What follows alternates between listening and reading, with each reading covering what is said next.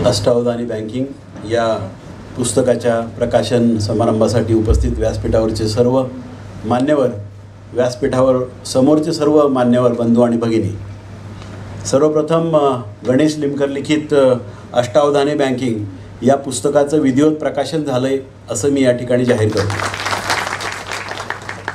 खरं तर मगाशी गणेश निमकरांनी तसंच शैलेशनी पण ह्याची पार्श्वभूमी सांगताना सांगितलं की आम्ही राज्यभर बँकांच्या संबंधी दौरे करत असताना बऱ्याच गोष्टींची चर्चा बँकांमधल्या पतसंस्थांमधल्या आर्थिक बाबींची आम्ही करत राहिलो आणि माझ्यासाठी स्वतःसाठी ती एक लर्निंग फेज होती.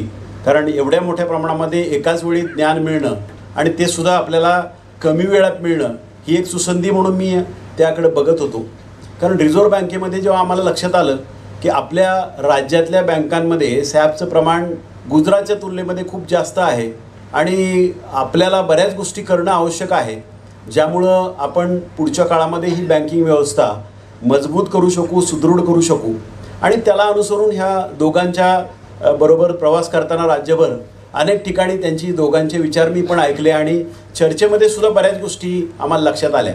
आणि ते लक्षात येत असताना मला एक गोष्ट प्रामुख्याने जाणवली, ज्याचा उल्लेख बहुतेक सगळ्या वक्त्यांनी पण केला, की सहकार कायदा आणि बँकिंग रेग्युलेशन ॲक्ट या दोन्हीबद्दलची खूप चांगली माहिती गणेश निमकरांना असल्यामुळं या संपूर्ण व्यवस्था चालवत असताना, मग ती बँक असो नाही तर पतसंस्था असो, या संपूर्ण व्यवस्था चालवताना दोन्हीची सांगड कशी घालावी, दोन्ही कायद्याचं पालन करून आपण उत्तम बँकिंग कसं करावं याच्याबद्दलचं खूप चांगलं मार्गदर्शन आणि याच्याबद्दलची खूप चांगली सोल्युशन्स त्यांच्याकडे होती.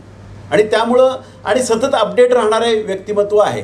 कारण जसं एखादा डॉक्टर असतो की त्याला रोजचे नवीन येणारे मेडिसिन्स माहिती पाहिजेत, बाजारातले नवीन उपचार पद्धती माहिती पाहिजेत आणि त्याला अनुसरून त्यांनी औषधोपचार केले पाहिजेत, सेवा दिली पाहिजे, तसं गणेश निमकरांकडं पण हे वैशिष्ट्य आहे की ते सतत अपडेट होत असतात.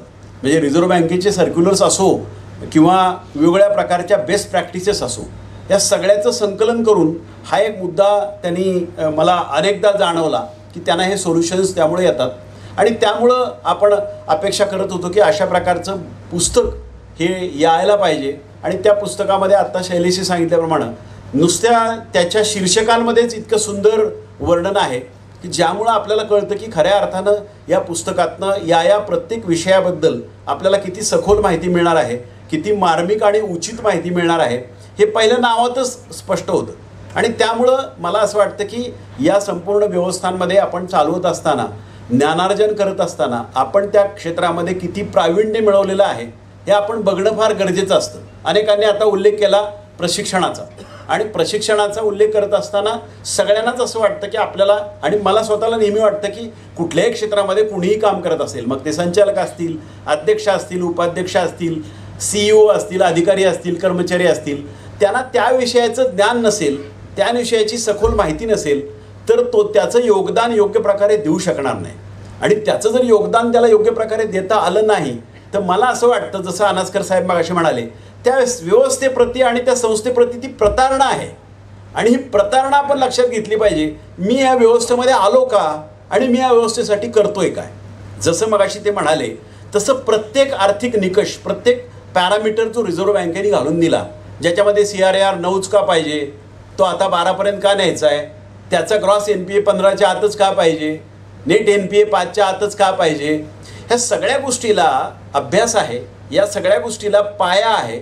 आणि तोच आपण पतसंस्थांच्या बाबतीमध्ये सुद्धा ॲडवाईज करण्याचा प्रयत्न केलेला आहे की जर आपली आर्थिक व्यवस्था मजबूत ठेवायची असेल आणि आपली आर्थिक व्यवस्था खऱ्या अर्थानं लोकांची वाटावी, विश्वासार्ह वाटावी, यासाठी आपण जर प्रयत्न करायचे असतील तर या निकषांचं पालन, ज्याला आता लक्ष्मण रेषा असा खूप उल्लेख झाला, या निकषांचं पालन करणं आपल्यासाठी आवश्यक आहे. आणि हे आपल्यासाठी का आवश्यक आहे हे कळण्यासाठी कदाचित प्रशिक्षण आवश्यक आहे. आणि नुसतं प्रशिक्षण हे एक औपचारिकता म्हणून उपयोगाची नाही ना. प्रशिक्षण हे परिणामकारक व्हायला पाहिजे. जसं आता सत्य आणि भ्रमचा आपल्याला त्या ठिकाणी विशद करून सांगितला फरक देशपांडे साहेबांनी, तसं आहे. तुम्हाला ज्ञान देणारा व्यक्ती आहे, पण घेणाऱ्या व्यक्तीचे ते मनात आहे का.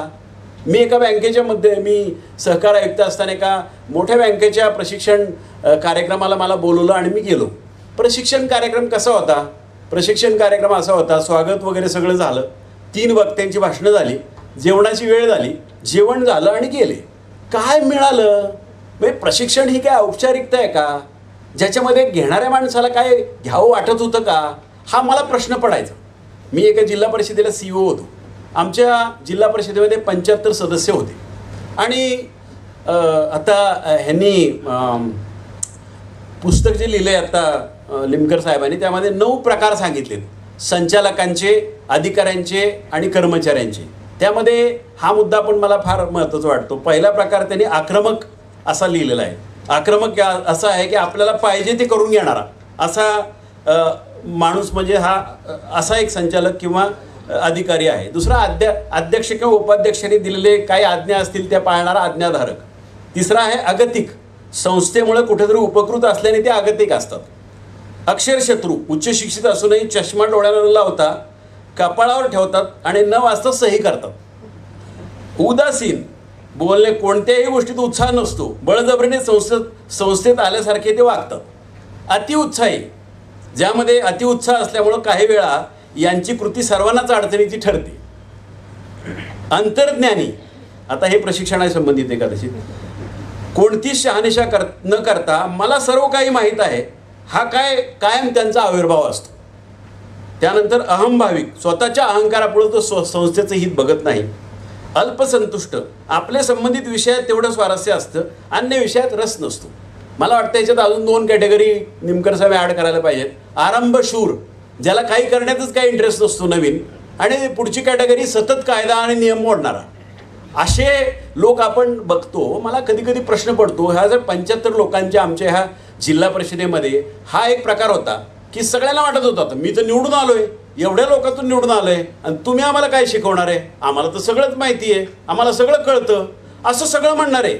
हा जो प्रकार अनास्कर साहेब म्हणाले, रत्नाकर गायकवाड आणि साहेबांनी आणि सरंगी साहेबांनी जो प्रयत्न केला, तसाच प्रयत्न यशोदानी आमच्या त्या राज्यातल्या सगळ्या जिल्हा परिषदांसाठी केला. सगळ्यांना असं एक प्रशिक्षण ठेवलं. आमच्या जिल्हा परिषदेमधनं 75 पैकी फक्त 2 सदस्य गेले. मला आश्चर्य वाटलं की आमच्या हेडक्वार्टरची संस्था प्रशिक्षण देणारी आणि त्या ठिकाणी 73 लोक गेले नाहीत, 2च लोक गेले. मग आम्ही एक कार्यक्रम ठरवला, त्याला प्रशिक्षणाचा एक कार्यक्रम ठरवला सदस्यांसाठी. सुरुवातीला खूप लोकांमध्ये होता आम्हाला कशा पाहिजे वगैरे वगैरे. मी सांगितलं शेवटच्या दिवशी पालकमंत्री येणार आहेत आणि आढावा घेणार आहेत की आपल्या 3 दिवसाच्या प्रशिक्षणात आपण काय शिकलो. मग ते सगळे बऱ्यापैकी हे झाले. 68 सदस्यांनी ते ट्रेनिंग अटेंड केलं. 3 दिवसाच्या ट्रेनिंगमध्ये पदाधिकारीसह मुक्कामाला राहिलेल्या ट्रेनिंगमध्ये ट्रेनिंग संपल्यानंतर त्यांच्या लक्षात आलं की आपण बऱ्याच गोष्टी आयुष्यामध्ये मिस केल्या असत्या, आयुष्य गोष्टी कळल्याच नसत्या. जिल्हा नियोजन मंडळामध्ये जिल्हा परिषद सदस्याचा काय रोल आहे हा तुला माहितीच नव्हता. तो त्याला तिथं कळला की आपल्याला काय मांडायचं आहे, काय बोलायचं आहे, कार्यपद्धती काय असतात, त्या का असतात, त्या कशा असतात, कशा केल्या पाहिजेत, काय फायदे होतात, काय तोटे होतात, आपलं आउटपुट कसं वाढू शकतं, ह्या सगळ्या गोष्टी त्यांना त्या ठिकाणी कळाल्या. आणि मग त्यानंतर आमच्याकडं हा प्रश्न सुरू झाला, कारण 50% महिला होत्या आमच्या सदस्यांमध्ये सुद्धा त्यावेळेला. मला हा मुद्दा सतत वाटतो की घेणाऱ्या माणसाला आता म्हणाले की संस्था माझी वाटली पाहिजे, आत्मीयता पाहिजे. मला नेहमी वाटतं की नुसतं ज्ञान असून उपयोग नाही. आमच्याकडं सुशिक्षितांची संख्या कमी नाही आहे, पण त्याचा दृष्टिकोन काय आहे, त्याची व्यवस्थेप्रती आत्मीयता आहे का, त्याला खऱ्या अर्थानं त्या संस्थेबद्दल आणि सभासदांबद्दल तळमळ आहे का, ह्या गोष्टी खूप महत्त्वाच्या आहेत. आणि कदाचित मगाशी म्हणाले अनास्कर साहेब की सभासदांमध्ये सुद्धा हा भाव असला पाहिजे, 100% असला पाहिजे, पण तो आमच्यामध्ये असला पाहिजे अगोदर, जो त्यांना दिसला पाहिजे, त्यातून लोकांनी प्रेरणा घेतली पाहिजे आणि त्यातून आपण पुढे गेलं पाहिजे. ते राजकारण, ते गटतट आणि त्या सगळ्या अहंकार आणि त्या सगळ्या गोष्टींमध्ये इतक्या संस्था अडकत चालल्यात की ज्यामुळं त्यांना खऱ्या अर्थानं आपण लार्जर इंटरेस्टमध्ये काय केलं पाहिजे आणि कुठं चुकतो याची कदाचित जाणीवच होत नसते. आणि त्यामुळं आपण मी संचालक आहे एवढं कार्डावर छापण्यापुरता किंवा मी अध्यक्ष आहे हा कार्डावर छापण्याचा मुद्दा नाही आहे ना. आणि खरं तर आमची सगळ्यांचीच, म्हणजे ते सरकारी अधिकारी असो, नाहीतर बँकांचे अधिकारी असो, संचालक असो, या क्षेत्रावर आस्था तळमळ असणारे सगळे आपण घटक असो, आपल्या सगळ्यांची खरं तर एक मोठी जबाबदारी आहे. कारण जे मगाशी म्हणाले की जनरल बॉडी मीटिंग कशासाठी असते हे जर कळालंच नाही, किंवा जनरल बॉडीमध्ये माझा रोल काय असतो, मी अभ्यासपूर्ण सहभाग कसा दर्शवला पाहिजे, कुठल्या पद्धतीच्या सूचना मी त्या ठिकाणी केल्या पाहिजेत, हे जर मी विचारातच नाही घेतलं आणि एक औपचारिकता म्हणून आपण त्या ठिकाणी करायला लागलो, तर मला वाटलं सहकारातलं आम्ही तत्त्वच पाळत नाही आहे. सहकारातलं तत्त्व जी साथ आहेत त्यामध्ये आपण एकत्र येऊन काम करण्याचं जेव्हा उद्दिष्ट ठरवतो त्यावेळेला खरं तर मला नेहमी असं वाटतं की सहकार ही व्यवस्था आणण्यामध्ये हा कदाचित एक मोठा उद्देश त्या काळाच्या लोकांमध्ये सुद्धा होता की प्रत्येकामध्ये एक चांगले गुण आहेत. कुणी कॉमर्समध्ये चांगला आहे, कुणी आर्ट्समध्ये चांगला आहे, कुणी सायन्समध्ये चांगला आहे, बँकिंगमधल्या आर्थिक क्षेत्रातल्या सहकारी संस्थांच्या संचालनामध्ये कुणीतरी वेगवेगळ्या विषयामध्ये तज्ज्ञ आहे आणि त्या तज्ज्ञाचं सकारात्मक मार्गदर्शन, सकारात्मक योगदान त्या व्यवस्थेमध्ये मिळायला पाहिजे, ही मला वाटतं खऱ्या अर्थानं भूमिका आणि भावना आमची असली पाहिजे. आणि ती जितक्या परिणामकारक आपण देऊ शकू, जितक्या परिणामकारक आपण करू शकू, तितकं आपलं जीवन सार्थकी लागू शकतं असं मला वाटतं. नाहीतर नुसता आला आणि तो त्या ठिकाणी 5 वर्ष राहिला, काय तू योगदान दिलं अनेक. आता मला तर वाटतं म्हणजे असं मला माहीत नाही याला इथिकल बँकिंग म्हणायचं की इथिकल काय म्हणायचं मला हे माहिती नाही, परंतु मला असं वाटतं की आपण चुकाच करणार नाही अशी आपण व्यवस्था का निर्माण करू नये, असं आपण का ठिकाणी ती आपण काम करू नये. त्या 88च्या चौकशीचं काय होणार, त्या जबाबदाऱ्या निश्चित होणार का, त्यांना शिक्षा होणार का, हे पुढचे सगळे प्रश्न झाले.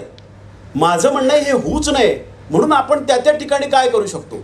जसं आता अंतर्गत लेखापरीक्षणाचा मुद्दा गणेश निमकरांनी यामध्ये खूप प्रभावीपणे मांडला आहे की आम्हाला कळलं पाहिजे की आमचं कुठं चुकतंय हे त्या वेळेला आम्हाला कंकरंटली त्या वेळेला कळतंय आणि मग ते आपण त्या ठिकाणी कसं त्याचं निराकरण करू शकू, आपल्या व्यवस्थेमध्ये कसे आपण त्या ठिकाणी चांगले गोष्टी आणू शकू, हे त्या वेळेला जर कळलं. आणि कळत नसतं असं नाही, बऱ्याचदा कळून न कळल्यासारखं होतं किंवा बऱ्याचदा त्या ठिकाणी जाऊ द्या काय होणार आहे असं काहीतरी आविर्भाव ठेवून आपण करतो. मला नेहमी वाटतं की सहकारी संस्थेच्या माध्यमामधून खऱ्या अर्थानं हजारो लाखो लोकांचं हित आपण जपू शकतो. परमेश्वराने कदाचित ही संधी आपल्याला दिलेली असते की एवढ्या शेकडो हजारो लाखो सभासदांच्या संस्थेमध्ये आपण काम करत असताना आपण जे काम करतोय ते प्रत्येकाच्या किंबहुना कुणाच्या ना कुणाच्या प्रत्यक्ष किंवा अप्रत्यक्षरित्या खऱ्या अर्थानं उपयुक्त ठरणार आहे, मदत करणारं ठरणार आहे, त्यातून आपण मानवता जपणार आहे. हा भाव मनामध्ये सतत अंतर्मनात जर जागृत राहिला तर माणसं चुकाच करणार नाहीत. मला नेहमी वाटतं की ज्ञान आहे पण दृष्टिकोन नाही. मलाकडे ज्ञान आहे पण त्याचा वापर मात्र त्याला चांगल्या कारणासाठी करायचं नाही आहे, त्याला वाईट कारणासाठी करायचं आहे, त्याला त्रास देण्यासाठी करायचं आहे, त्याला त्या ठिकाणी नुसते त्रुटी काढून हैराण करण्यासाठी करायचं आहे, असं उपयोगाचं नाही ना. शेवटी आम्हाला ह्या सगळ्या व्यवस्थांमध्ये काम करत असताना ह्या सगळ्या गोष्टींमध्ये आपण कसं सकारात्मकता आणू आणि आपल्या संपूर्ण वर्तनातून, आपल्या संपूर्ण कामामधून लोकांसाठी, सभासदांसाठी, व्यवस्थेसाठी कसा आदर्श आपण निर्माण करू शकू याचा खऱ्या अर्थानं विचार करण्याची आणि चिंतन आणि मनन करण्याची मला वाटतं टप्पा आहे. कारण आता संपूर्ण व्यवस्थेमध्ये मी नेहमी सांगतो की आजसुद्धा माणसाच्या रूपामध्ये देव, दानव आणि मानव आहेत. आता हे देव जे आहेत, दानव कसे आहेत आणि मानव कसे आहेत याचं विनोबा भावेंनी एका लेखामध्ये खूप छान असं स्पष्टीकरण दिलेलं होतं. ते म्हणतात जेवणाची पंगत बसलेली आहे, त्या ठिकाणी देव, दानव आणि मानव जेवायला बसलेत. मानव जे आहे ते आपल्या ताटातलं खातोय, देव जे आहे आधी दुसऱ्याला भरवतो आणि मग खातो, दानव जे आहे ते आपलंही खातो आणि दुसऱ्याचं पण खातो. आता कोणत्या प्रकारात बसायचं ते आपली कर्म ठरवणार आहेत. म्हणून मी माझ्या खात्याच्या लोकांना नेहमी सांगायचो आणि जिथं जिथं जाईल तिथं सांगायचो की कर्माचा सिद्धांत नावाचं पुस्तक वाचा. जशी कर्म तशी फळं, सत्कर्माने सौख्य पाविजे, दुष्कर्माने दुःख. आयुष्यामध्ये आपण आपली कृती करत असताना माझी कृती दुसऱ्यासाठी हानिकारक आहे का, माझी कृती दुसऱ्यासाठी त्रासदायक आहे का, माझं बँकेतलं किंवा पतसंस्थेतलं कामकाज केवळ व्यक्तिगत हित न बघता समाजहित म्हणून आहे का, संस्थेसाठी ते खऱ्या अर्थानं पोषक आहे का, त्यात व्यावसायिकता आहे का, त्यात खऱ्या अर्थानं आपण हित जोपासतो का, या गोष्टी बघितल्या पाहिजेत ना. मला कधी कधी असं वाटतं की एकमेकांकडनं शिकण्याच्या सुद्धा बऱ्याच गोष्टी असतात. मी अनेकदा सांगितलं की बेस्ट प्रॅक्टिसेस असतात प्रत्येक संस्थेमध्ये करण्याच्या, अनेक संस्थांमध्ये करण्याच्या. त्या कोणकोणत्या आहेत, त्यातला आपण काय घेऊ शकतो. बऱ्याचदा अशी चर्चा करताना मला त्याला काय कळतं, ते मोठा लागून गेला, असं काहीतरी आपण त्याच्यावर प्रतिक्रिया न देता खऱ्या अर्थानं त्याच्या मुळाशी जाऊन तो उपक्रम काय आहे, ती प्रॅक्टिस काय आहे, ती आपल्यामध्ये आणू शकतो का याचाही विचार केला पाहिजे. शैलेशने त्यांच्या सोलापूर जिल्हा बँकेमध्ये एक साधा उपक्रम हातामध्ये घेतला, थेट कर्जाचा. आणि संस्थामार्फत ज्या ज्या ठिकाणी संस्थांना विविध कार्यकारी संस्थांच्या मार्फत कर्ज दिलं जात नव्हतं तिथले सभासद वंचित राहत होते, किंबहुना जास्त रक्कम कर्जाची लागणारे लोक वंचित राहत होते. ह्या सगळ्यांना शोधून काढून त्या ठिकाणी थेट कर्जाची व्यवस्था काढली. आम्ही येताना आत्ता गाडीत चर्चा करत होतो, 99% रिकव्हरी ह्या कर्जाची. खऱ्या अर्थानं तुम्ही त्या ठिकाणी ह्याचा विचार केला पाहिजे की आपण आपल्या संपूर्ण व्यवस्थेमध्ये कोणकोणत्या बेस्ट प्रॅक्टिसेस आणू शकतो, इतरांनी केलेले चांगले उपक्रम कोणते आहेत, त्या उपक्रमाचा अवलंब आपल्या व्यवस्थेमध्ये आपण कसा करू शकतो, तो सर्वदूर कसा नेऊ शकतो, सभासदांपर्यंत कसा नेऊ शकतो, त्यांना समजून कसं सांगू शकतो, त्यांचं सकारात्मक हित आणि योगदान खऱ्या अर्थानं कसं पुढच्या काळात आपण मिळवू शकतो, या सगळ्या गोष्टीला मला वाटतं खूप महत्त्व आहे. या गोष्टी जितक्या आपण मनापासून करू तितकं हे सहकारी बँकिंग किंवा पतसंस्थेचं बँकिंग, पतसंस्थेतल्या आर्थिक व्यवस्थापन, ह्या सगळ्या गोष्टी आपण करू शकू.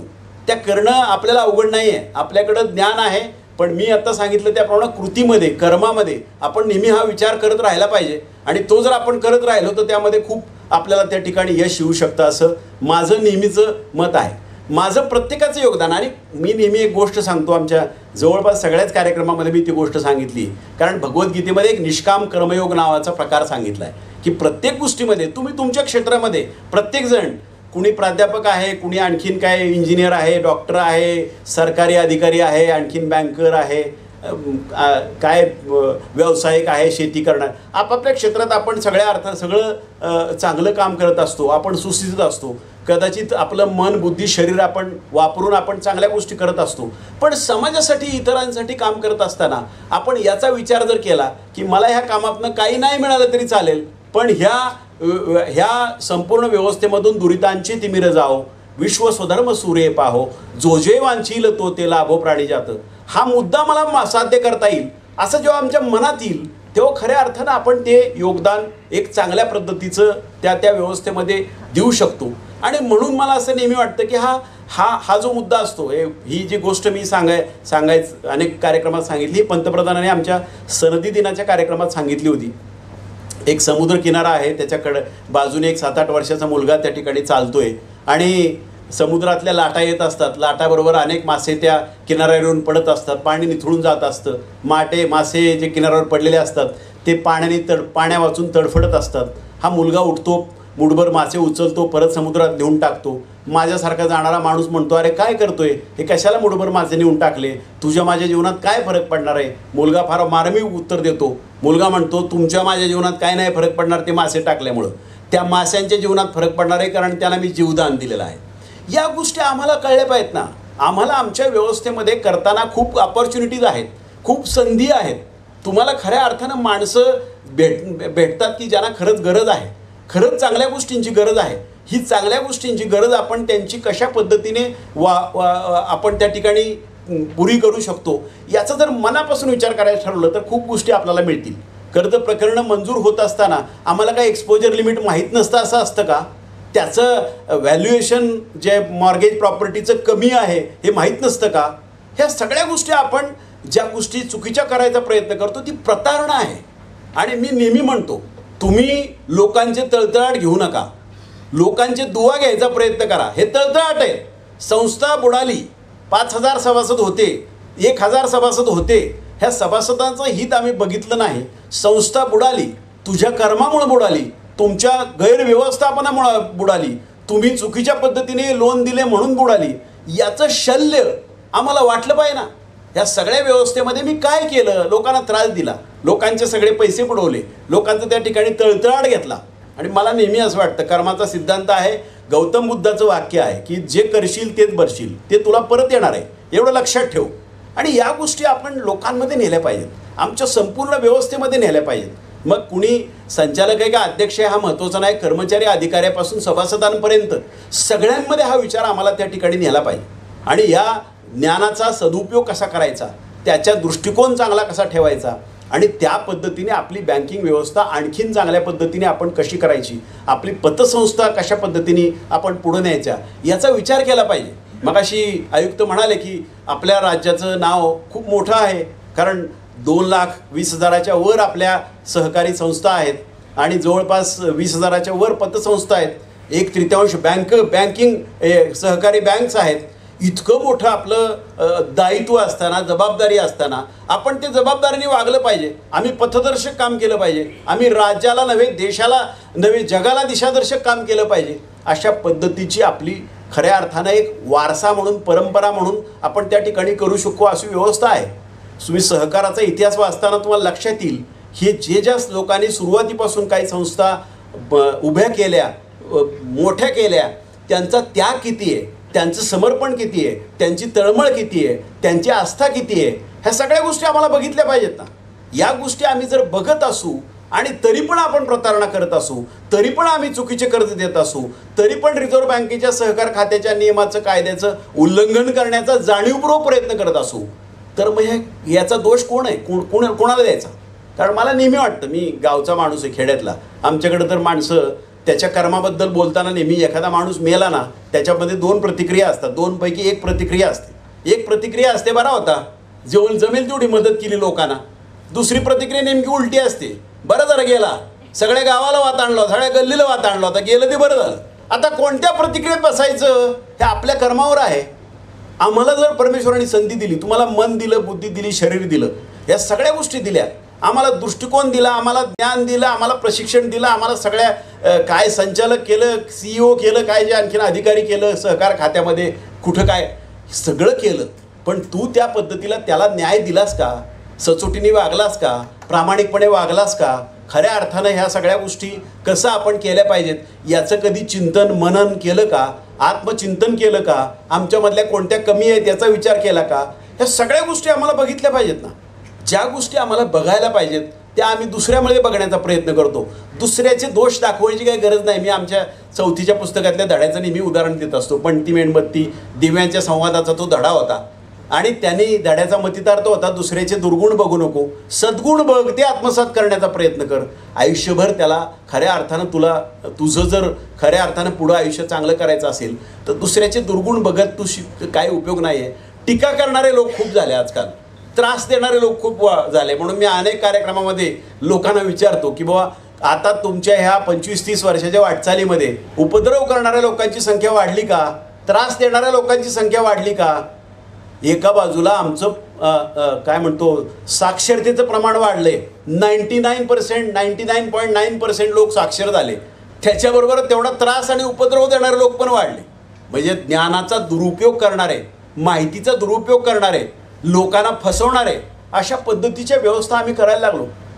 आजच्या संपूर्ण व्यवस्थेमध्ये खरं तर विज्ञानाने आम्हाला बऱ्याच गोष्टी दिल्या, पण विज्ञानाचा उपयोग काय करायचा हा मुद्दा आपण विचारात नाही घेतला ना. आम्हाला त्या ठिकाणी आपल्याला जर CBS सिस्टीम दिलेली आहे तर त्याचा दुरुपयोग होणार नाही याचाही आम्ही विचार केला पाहिजे. आपल्या पुढं आता बँकांची काही उदाहरणं मोठी आहेत, ज्याचं ते नाव घेऊ इच्छित नाही, पण या संपूर्ण व्यवस्थेमध्ये तुमच्याकडं सगळ्या तंत्रज्ञान दिलं आणि माहिती दिली, पण सदुपयोग न करता दुरुपयोग केला. सगळ्या गोष्टी कशा चुकीच्या पद्धतीने वापरता येईल, आपल्या स्वार्थासाठी वापरता येईल याचा विचार करत गेला. मला तर कधी कधी प्रश्न पडतो की कशाला एवढं धन कमवतो? 7 पिढ्याचं धन कमवलं लोक म्हणतात. अरे मी म्हणलं पुढच्या पिढीचे लोक तुझ्या फोटोला सुद्धा मेल्यावर हार घालणार नाहीत, कशाला 7 पिढ्याचा विचार करतो?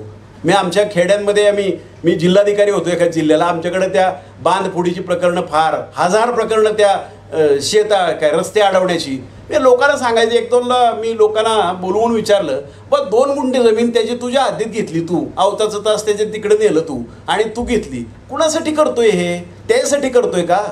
पोरासाठी करतोय, नातवासाठी करतोय? मी खात्री देतो म्हणलं ते दुर्गुणी बनेल, ते दुराचारी बनेल. तू विचार कर, कारण तू त्याला दुराचाराची शिकवण दिली, दुर्गुणाची शिकवण दिली, अतिक्रमणाची शिकवण दिली, लोकांना त्रास देण्याची शिकवण दिली, लोकांचा तळतळाट घेण्याची शिकवण दिली.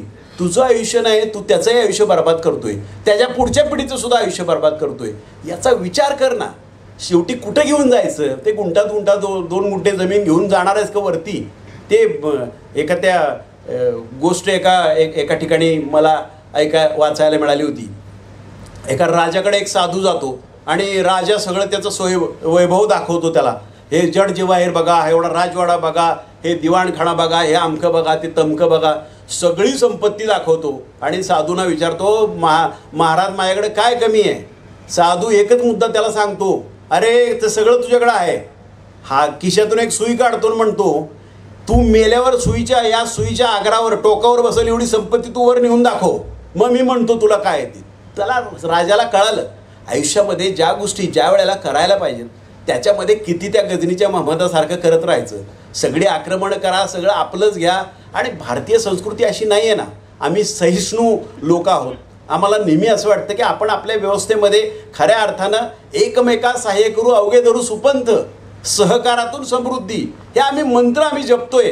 आणि आपण एकमेकाला त्रास देण्याचा जर प्रयत्न करत असेल, माझ्या व्यवस्थेमध्ये काहीतरी वाईट गोष्टी, वाईट प्रथा निर्माण करण्याचा प्रयत्न करत असेल, तर याचं दायित्व आम्हाला स्वीकारावं लागेल. या सगळ्या गोष्टी आम्ही बघितल्या पाहिजेत. म्हणून मला असं वाटतं की इथिकली जर आपण नीट विचार केला तर कदाचित गैरव्यवहार नाही होणार, कदाचित त्या ठिकाणी चौकशा नाही होणार, कदाचित त्या ठिकाणी कारवाई करायची वेळ नाही येणार. कारण ह्या सगळ्या सिस्टीममध्ये मी बघितलं, सिस्टीममध्ये शिक्षा, आता हे अनास्कर साहेब म्हणाले किती लोकांना फायनली शिक्षा झाल्या. आता त्याची कारणं शोधायची आणि सांगायची म्हटलं तर तास लागेल, मी त्याच्यात नाही पडणार. पण आपल्या ह्या संपूर्ण व्यवस्थेमध्ये आपणच निर्माण केलेल्या व्यवस्था आहेत आणि त्या व्यवस्थांमध्ये अशा पद्धतीचं चित्र निर्माण होणं हे चांगलं नाही ना. आम्हाला याचाही विचार केला पाहिजे ना आयुष्यामध्ये. ज्या गोष्टीचा आपण विचार करायला पाहिजे त्या गोष्टी आपण जात नाही. एक मी संदीप वासलेकरांचं पुस्तक वाचलं होतं, एका दिशेचा शोध. तुम्ही सुद्धा कधी वाचायला मिळालं तर जरूर वाचा. छान पुस्तक आहे. देशोदेशीमध्ये कशा पद्धतीने चांगल्या गोष्टी चालतात त्याच्याबद्दल लिहिलेलं आहे. त्यातला एक लेख आहे, तो त्या लेखाचं नाव आहे जेव्हा मी ऐश्वर्य पाहिले, असं त्या लेखाचं नाव आहे. माली नावाच्या देशाची गोष्ट आहे ती. माली नावाचं तुम्ही नावसुद्धा देशाचं ऐकलं नसेल, कदाचित पुणे एवढा देश असेल तो. त्यामुळं त्या देशामध्ये हे लेखक जेव्हा गेले तेव्हा त्यांना जाताना असं दिसलं, एका परिषदेसाठी ते गेले होते, त्यांना असं दिसलं की इथं रस्त्याच्या सुविधा कमी आहेत, निवाऱ्याच्या सुविधा कमी आहेत, इलेक्ट्रिसिटीचे प्रश्न आहेत वगैरे वगैरे, असे सगळे प्रश्न ते घेऊन गेले.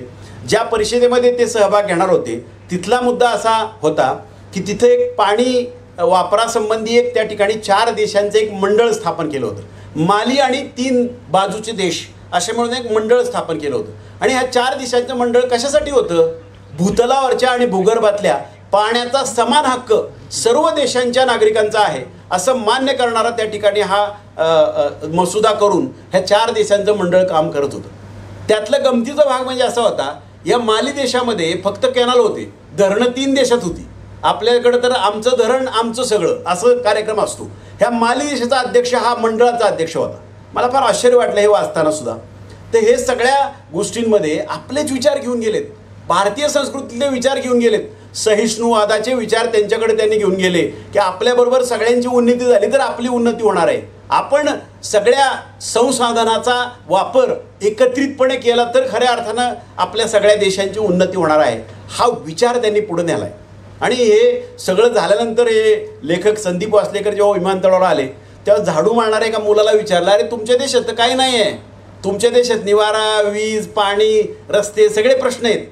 त्या मुलाने दिलेलं उत्तर फार उद्बोधक आहे. तो मुलगा म्हणतो, बरोबर आहे साहेब, आमच्या देशात हे काही नाही, कदाचित पुढच्या 50 वर्षात 100 वर्षात होईल, पण सामाजिक सौख्य कशात आहे?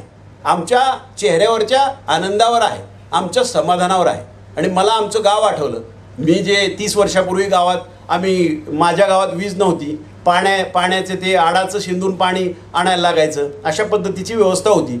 मला त्या काळामध्ये आमच्या गावच्या लोकांच्या चेहऱ्यावर एक सात्विक आनंद किंवा समाधान दिसायचा, जे आता 30 वर्षानंतर दिसत नाही. आता सगळ्या सुविधा आल्या, विज्ञानाने आम्हाला सगळ्या कम्युनिकेशन आलं, मोबाईल आले, काय वीज आली, सगळं आलं, पण चेहऱ्यावरच्या आनंद गेला, आठ्या वाढल्या, त्रास देण्याची, उपद्रव करण्याची वृत्ती वाढली, फसवण्याची वृत्ती वाढली आणि आमच्या गावाचा एकोपा सगळा संपला. ह्या सगळ्या गोष्टींमध्ये आपण विचार करण्याची गोष्टी आहेत की आमची भारतीय मूल्य, आमची मूल्यव्यवस्था ही एवढी चांगली आहे, जी आपण जगाला दिशादर्शक म्हणून दाखवत होतो, ते आपणच आपल्यामध्ये या बँकिंग किंवा पतसंस्थांच्या व्यवस्थांच्या माध्यमातून रुजवू शकतो का? कशा पद्धतीने ते नेऊ शकतो? आमच्या सर्वसाधारण सभांमध्ये सुद्धा असं काही करू शकतो का? मला माहीत नाही, एक जस्ट आयडिया म्हणून. आमच्या जिल्हा परिषदेमध्ये असंच मी CEO असताना अशीच कल्पना आली आणि आम्ही पदाधिकाऱ्यांपुढे मांडली. म्हणलं आपण असं करू, ह्या जनरल बॉडी मिटिंगमध्ये तुमचे प्रश्न आपण नंतर घेऊ, आधी एक आपण लेक्चर घेऊ. एकदा मी लेक्चर ठेवलं शिक्षणावर. यजुर्वेद महाजनना बोलवलं, जळगावचे जे शिक्षण तज्ज्ञ आहेत त्यांना मी बोलवलं आणि त्यांना म्हणलं बोला तुम्ही. मेंबर माझ्यावर खूप रागावले होते कारण हे तुम्ही काय नाटक आणलंयत, कारण सगळा मेंबर तयारी करून आले होते ना अटॅक करण्याची, प्रत्येक गोष्टीवर आपण काय बोलायचं याच्यावर अटॅक करून होते ते. पण मी त्यांना सांगितलं की एक नवीन विचार आहे, मग ऐका.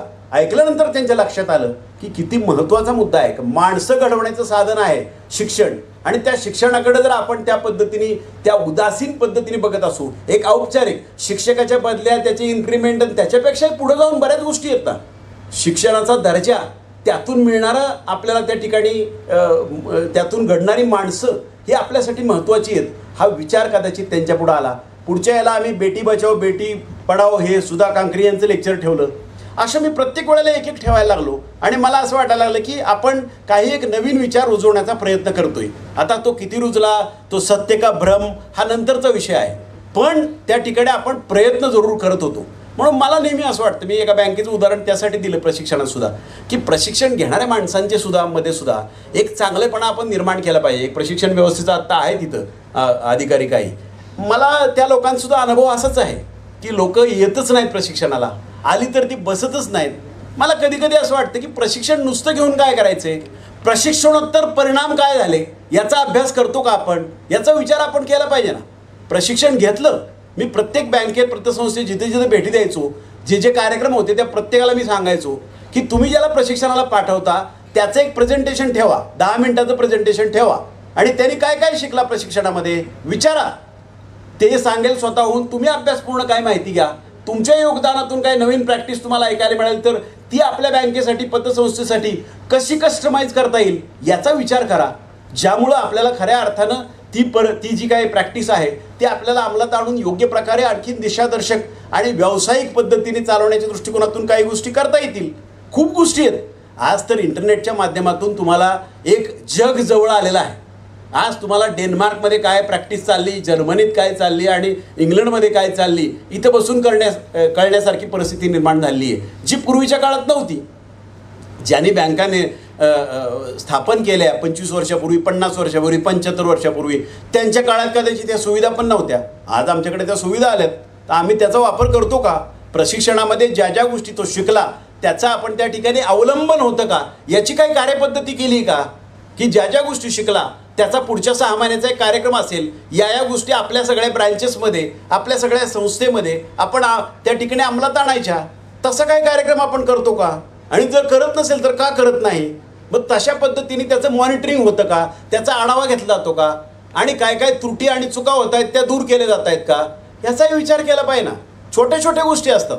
फक्त मला असं वाटतं, मी एका हॉस्पिटलमध्ये गेलो होतो मध्यंतरी, त्यावेळेला मला सांगितलं डॉक्टरनी, आमच्या इथं पेशंट आल्यापासून, तो गाडीतून उतरल्यापासून ते संपूर्ण ट्रीटमेंट घेऊन परत जाईपर्यंत जे जे घटक, मग तो कंपाऊंडर असेल, नर्स असेल, आणखीन कोण, त्या प्रत्येकाला प्रशिक्षण दिलं आहे आणि उत्तम प्रशिक्षण दिलं आहे. त्यामुळं ते खुर्चीवर आलेला माणूस व्हीलचेअरवर कसा बसेल, कोणती बाजू तो आधी कोणता पाय खाली ठेवेल, कशा पद्धतीने त्याला उचलायचं किंवा कशा पद्धतीने उतरवायचं वगैरे वगैरे सगळ्या छोट्या मोठ्या गोष्टी आम्ही त्याला समजावून सांगतो, ज्यामुळं त्या माणसाला कळतं. आणि त्यातून आपल्याला त्या ठिकाणी दिसतं की प्रशिक्षित कर्मचारी, प्रशिक्षित अधिकारी, प्रशिक्षित संचालक, प्रशिक्षित अध्यक्ष कशा पद्धतीने योग्य काम करू शकतील.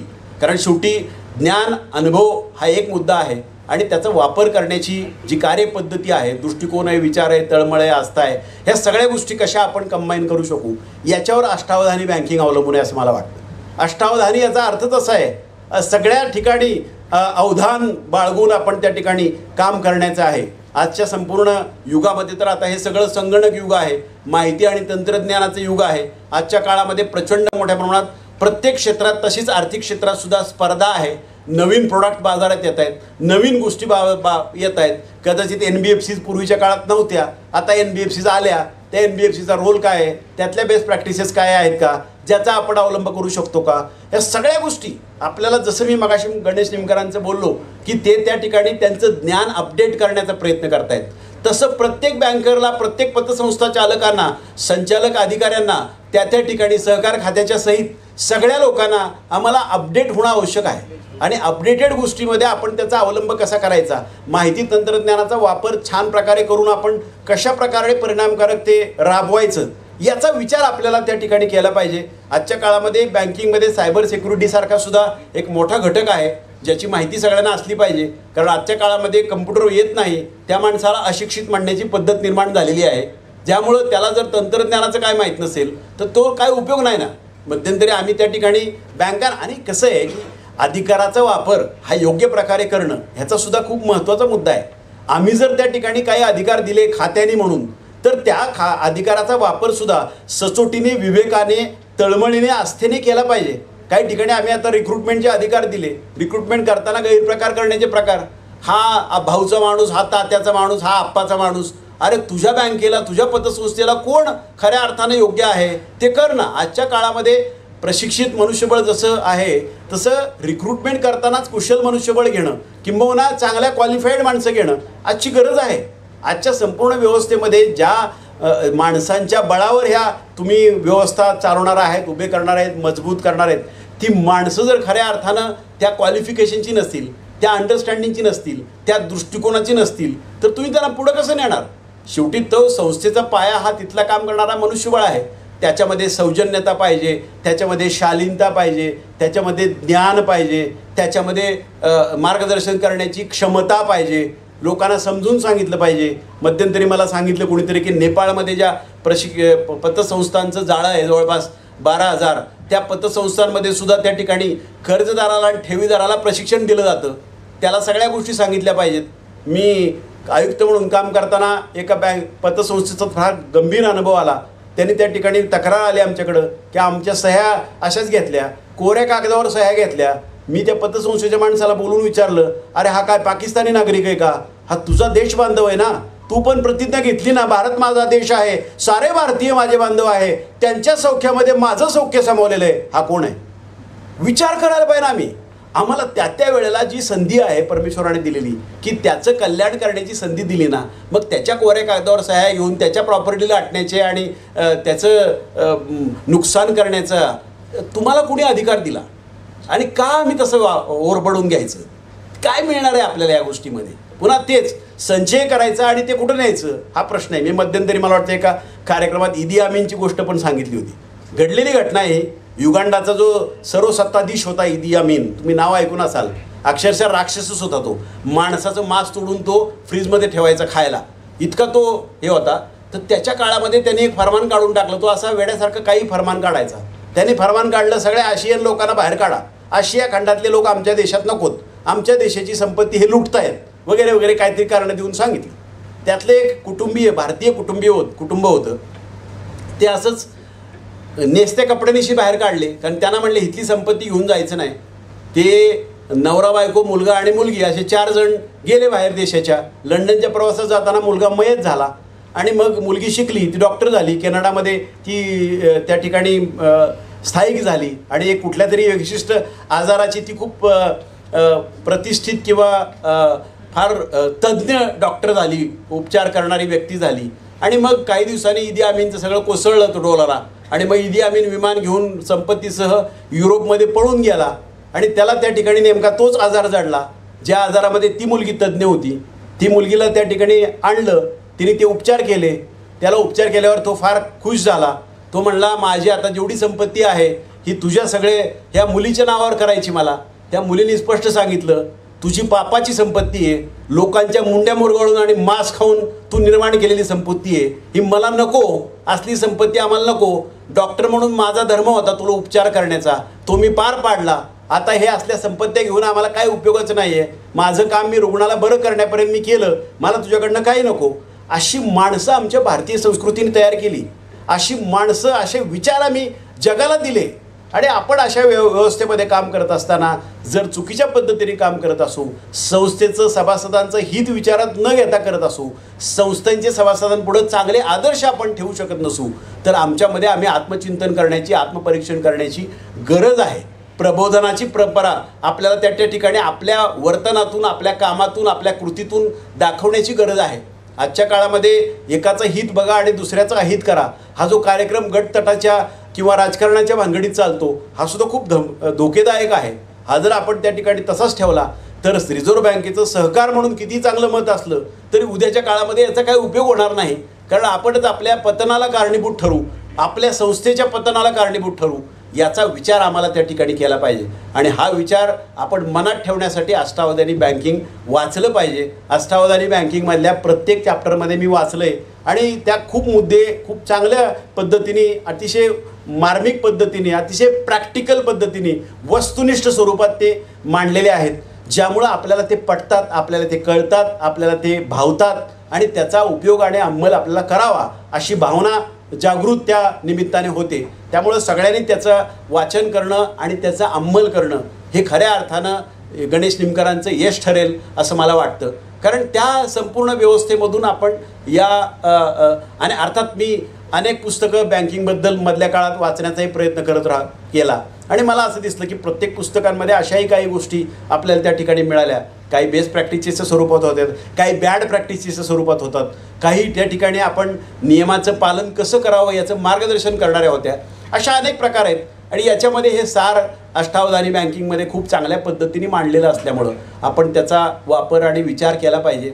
आपल्या सर्व इतर संचालक, मला तर असं वाटतं की यातल्या सगळ्या चॅप्टरबद्दल तुम्ही एक प्रेझेंटेशन प्रत्येक बँकेने, प्रत्येक पतसंस्थेने तयार केलं पाहिजे.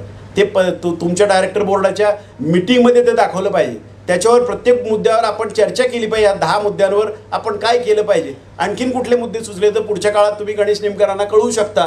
ते आता म्हणाले की पुढच्या आवृत्तीमध्ये आपण त्याचं अपडेशन पण त्या ठिकाणी करू. तर त्यामुळं या सगळ्या प्रेझेंटेशनच्या माध्यमातून हा प्रचार प्रसार त्याचा व्हायला पाहिजे. तुमच्या अधिकारी कर्मचारी जे आहेत त्यांनासुद्धा हे प्रेझेंटेशन दिलं पाहिजे. त्यातलाही प्रत्येक आस्पेक्ट, तुमच्याकडं कर्ज विभाग बघणारा कोणीतरी आहे, ठेव विभाग बघणारा कोणी आहे, त्या ठेव विभागाचे काय मुद्दे ह्यातले ते आपण काय बघितले पाहिजेत, कर्ज विभागातले कुठले मुद्दे ते आपण काय बघितले पाहिजेत, असे वेगवेगळे प्रकार जे आपण ह्या पुस्तकामध्ये दिलेले आहेत त्या त्या घटकाला, त्या काम करणाऱ्या माणसाला आपण जर त्या ठिकाणी सांगितलं, अलॉंग विथ सॉफ्ट स्किल पण महत्त्वाची आहेत. कारण माझी वागणूक, माझं वर्तन खरंच त्या बँकेच्या हिताला होतं का याचाही विचार केला पाहिजे. आणि ती क्षमता आहे. मी आता कोरोनाच्या काळामध्ये बघितलं, बँकाने आणि पतसंस्थांनी फार मोठं काम केलं त्या काळामध्ये. म्हणजे ज्या काळामध्ये माणसं बाहेर पडत नव्हती त्या काळामध्ये आर्थिक व्यवस्थापन किंवा आर्थिक मदत करण्याचं जे धोरण या सगळ्या आर्थिक संस्थांनी राबवलं ते खरंच कौतुकास्पद होतं. कॉस्मॉस बँकेमध्ये सगळ्या अशा संस्थांचा सत्कार झाला, त्यावेळेला पण मी होतो त्या ठिकाणी. त्यामुळं या सगळ्या गोष्टी आपण करू शकतो. आपली क्षमता आहे आणि त्या क्षमतेला अनुसरून आपण पुढच्या काळात हे आणू शकतो. त्यामुळं या प्रत्येक चॅप्टरमधल्या सगळ्या गोष्टी आपण जर त्या ठिकाणी योग्य पद्धतीने मांडल्या आणि त्या प्रत्येक गोष्टीमध्ये आपल्या बँकांमध्ये अजून किंवा पतसंस्थांमध्ये अजून आपण काय करू शकतो याचा जर आपण त्या ठिकाणी आढावा घेतला, कारण तुमच्या अधिकारी कर्मचाऱ्यांमध्ये सुद्धा किंवा इतर संचालकांमध्ये सुद्धा खूप चांगले आणखीन काही मुद्दे असू शकतात जे त्यांना सुचू शकतात, जे प्रेझेंटेशनमध्ये येऊ शकतात, ज्यामुळे सगळ्यांचंच एज्युकेशन होईल, सगळ्यांचं शिक्षण होईल, प्रशिक्षण होईल. कारण शेवटी प्रशिक्षणाची ही प्रक्रिया मला तर वाटतं की निरंतर आहे. आपण ज्या ज्या गोष्टी बघत असतो आणि ज्या ज्या गोष्टी शिकत असतो ते पार्ट ऑफ प्रशिक्षणच असतं. त्यामुळं त्या त्या संचालक मंडळाच्या बैठकीमध्ये सुद्धा किंवा सर्वसाधारण सभांमध्ये जिथं जिथं शक्य आहे, फार गोंधळाच्या सभेमध्ये शक्य नसलं तरी जिथं जिथं शक्य आहे ते आपण केलं पाहिजे. आणि मला असं वाटतं की माहीत नाही, एक विचार म्हणून सर्वसाधारण सभा जर 6 महिन्यातून एकदा त्या ठिकाणी व्हायची तर 6 महिने गटागटाने आपण प्रशिक्षण या सभासदांचं सुद्धा घेऊ शकतो का, आणि त्यामधून आपण मग सर्वसाधारण सभेची योग्य तयारी करू शकतो का, सगळ्या गोष्टी नीट ऐकल्या जातील, नीट बघितल्या जातील, याच्याबद्दलची कटिबद्धता आपण निर्माण करू शकतो का, ह्या गोष्टीसुद्धा आपण त्या ठिकाणी बघितल्या पाहिजेत असं मला वाटतं. ज्यामुळं हळूहळू आपण या सर्वसाधारण सभा अधिक प्रभावी करू शकू, अधिक चांगल्या पद्धतीच्या पार पाडू शकू आणि त्यामधून नवीन प्रोडक्ट लॉन्च करण्याचे असतील, नवीन उपक्रम राबवण्याचे असतील, नवीन काही माहिती देण्याचं काम असेल, बँकेच्या जे काही यशोगाथा असतील त्याच्यासंबंधी आपण सांगण्याचे मुद्दे असतील, हे शांत चित्ताने लोक ऐकून घेऊ शकतील. त्यामधूनही खऱ्या अर्थानं आपण चांगल्या गोष्टी त्या ठिकाणी आणू शकतो असं मला वाटतं. आपल्या सगळ्या या व्यवस्था करत असताना मी नेहमी ह्यात अंतर्गत लेखापरीक्षण जसं आहे तसं बाह्य लेखापरीक्षण पण आहे. लेखापरीक्षण हा सुद्धा आत्मा आहे, कारण त्या त्या ठिकाणी कायद्याचं नियमाचं अवलंबन होतं का हे आपण जर त्या ठिकाणी योग्य वेळेला बघितलं, योग्य वेळेला ते करेक्ट केलं आणि त्याची पुनरावृत्ती होणार नाही, ते कंटिन्यू होणार नाही, याची जर आपण जबाबदारी घेतली तर मला वाटतं खूप गोष्टी आपण त्यातून सुद्धा साध्य करू शकू. कारण या सगळ्या गोष्टींना एक वेगळं महत्त्व आहे. जे महत्त्व आहे म्हणून कायदा करताना ह्या सगळ्या गोष्टी आणलेल्या आहेत, तर त्या सगळ्या गोष्टी आपण दिल्या पाहिजेत. कधी कधी लोक टीका करण्यामध्ये धन्यता मानतात, रिझर्व्ह बँकेचं हे असंच असतं, हे चुकीचं आहे, किंवा ह्या सहकार खात्याचे, ह्या सगळ्या गोष्टी टीकात्मक नसतात. काही गोष्टी अशा असतात की विचारात्मक असतात, प्रबोधनात्मक असतात आणि त्या सगळ्या गोष्टी आपण जर घेऊन त्या ठिकाणी चाललो तर मला वाटतं खूप गोष्टी आपल्याला या संपूर्ण व्यवस्थित करता येतील. मला वाटतं बराच वेळ मी बोललेलो आहे आणि अष्टावधानी बँकिंग वाचल्यानंतर तुमचं आणखीन चांगलं प्रशिक्षण होईल, चांगलं एज्युकेशन होईल याची मला स्वतःला खात्री वाटते. या संपूर्ण वाटचालीमध्ये या बँकांच्या पतसंस्थांच्या आर्थिक व्यवस्थापनामध्ये सहिष्णुता आली पाहिजे. व्यावसायिकता, आत्ता अनस्कर साहेब म्हणाले रिझर्व्ह बँक म्हणते कोण आहे, पण खरं तर आमच्याकडंच खूप व्यावसायिक उपक्रम करणारी माणसं आहेत असं माझं मत आहे. या बँकिंगमध्ये सुद्धा त्या व्यावसायिकता कशी आपल्याला आणता येईल, खऱ्या अर्थानं आपण लोकांच्या हिताचे, सभासदांच्या हिताचे, संस्थेच्या हिताचे कसे आपण निर्णय घेऊ शकू, कशी धोरणं आखू शकू, बदलत्या काळामध्ये माहिती आणि तंत्रज्ञानाचा सुयोग्य वापर करून आपण ही व्यवस्था कशी परिणामकारक करू शकू, अशा पद्धतीचे विचार आपण त्या ठिकाणी करायला पाहिजे असं मला वाटतं. या ठिकाणी गणेश निमकर, त्यांचे प्रकाशक, त्यांचे मुद्रक आणि त्यांचे सहाय्य करणारे सगळे स्टेकहोल्डर, सगळे बंधू आणि भगिनी यांचं मी या ठिकाणी अभिनंदन करतो. त्यांच्याही पुढच्या वाटचालीला मी या ठिकाणी शुभेच्छा देतो. आपण सर्व या ठिकाणी माझे विचार शांतपणे ऐकून घेतले आणि हा कार्यक्रम आपण चांगल्या पद्धतीने पुढे नेला. त्यामुळं पुढच्या काळामध्ये या बँकिंग क्षेत्रामध्ये पतसंस्थांच्या आर्थिक व्यवस्थापन क्षेत्रामध्ये काम करणारे आपण, आपले सर्व कुटुंबीय, आपले सर्व सगळे संचालक, अधिकारी, सभासद यांचं पुढचं आयुष्य सुखाचं, समाधानाचं जात असताना ते सदाचाराचं, सत्कर्माचं, सद्भावनाचं जावं असं या ठिकाणी दगडूशेठ गणपतीच्या चरणी प्रार्थना करतो आणि थांबतो. धन्यवाद. जय सरकार.